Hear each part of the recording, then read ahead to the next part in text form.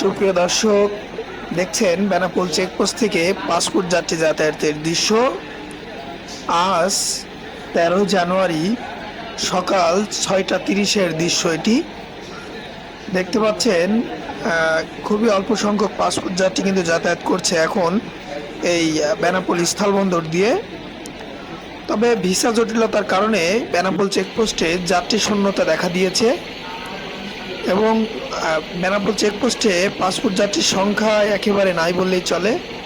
খুবই অল্প সংখ্যক পাসপোর্ট যাত্রী আজকে ভারতে প্রবেশ করবে। দেখতে পাচ্ছেন তারই দৃশ্য। ভিডিওটি কে কোথা থেকে দেখছেন অবশ্যই কমেন্ট করে জানাবেন। আশা করি সবাই ভালো আছেন। ধন্যবাদ।